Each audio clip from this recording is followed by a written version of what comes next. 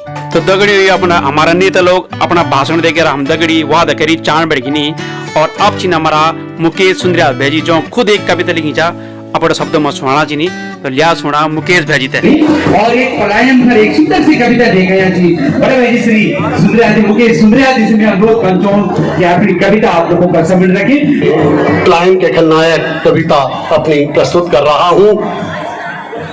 माँ मैं क्यों पलायन का दोषी ठहराया जाता हूँ, माँ क्यों मैं तेरे बदहाल के लिए खुद को कटघरे में खड़ा पाता हूँ।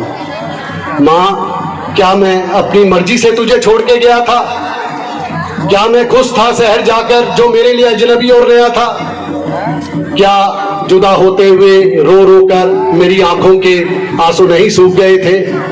माँ क्या तेरे आंचल मेरे आंसुओं से नहीं भीग गए थे। माँ बड़े परिवार के बोझ से तेरे कंधे झुक गए थे, तेरे दर्द को देखकर ही मेरे पांव अजनबी शहर की ओर मुड़ गए थे, अजनबी शहर की ओर मुड़ गए थे। साथियों क्या यही स्थिति नहीं है क्या? हम लोग रो रो कर अपने गांव को जो हमारे बचपन का गवाह था हम उसको छोड़कर आए थे और अपनी जवानी हमने इस शहर को दे दी।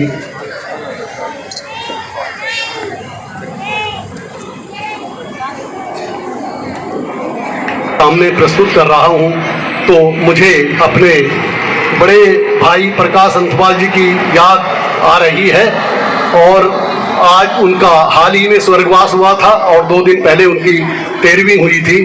और क्योंकि इस कविता से उनकी मेरी यादें जुड़ी हुई हैं, जब मैंने ये कविता हिंदी में लिखी और मैं इसको गढ़वाली में इसका रूपांतरण कर रहा था तो प्रकाश अंथवाल भाई साहब ने मेरी मदद करी थी और मुझे अभी ये कविता कहते हुए उनकी याद आ गई। इसलिए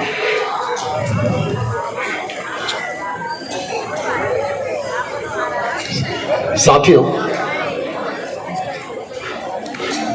रो रो के हम अपने गांव को छोड़कर शहर की तरफ आए थे। माँ बड़े परिवार के दर्द से तेरे कंधे झुक गए थे, तेरे दर्द को देखकर ही मेरे पांव अजनबी शहर की ओर मुड़ गए थे, अजनबी शहर की ओर मुड़ गए थे। माँ अजनबी शहर में मुझको नींद नहीं आती थी, तेरी याद सारी रात मुझको तड़फाती थी। मैं इस अजनबी शहर से लौटकर तेरे पास आऊंगा और फिर यहाँ कभी नहीं जाऊंगा। शुरुआत में यही सोचता था और खुशी के मारे लौटता था, लेकिन जीवन के जी जंजाल में ऐसा फंसा, चाहकर भी इसकी जकड़न से खुद को ना रोक सका। नौकरी लगी, शादी हुई, बच्चे हुए, मैं खुद को भूल गया, पता ही नहीं चला कब यौवन ढला और मैं जीवन संध्या की ओर कूच कर गया। अजनबी शहर आसियाना हो गया और माँ तेरा आंचल बेगाना हो गया, तेरा आंचल बेगाना हो गया। साथियों क्या ये सच नहीं है?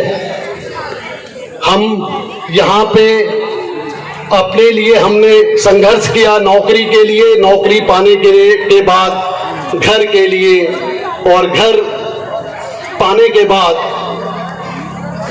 और आगे अपने बच्चों के लिए, और हम अपने गांव को भूल गए। नहीं भूल गए दोस्तों, हमारे गांव में हमारे घर टूटे हुए हैं, कई गांव निर्जन हो गए हैं। साथियों पलायन के क्या हम खलनायक नहीं हैं?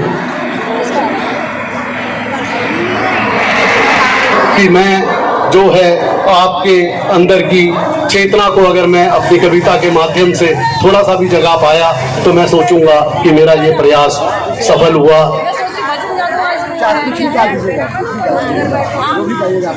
माँ तेरा आंचल बेगाना हो गया, तेरा आंचल बेगाना हो गया।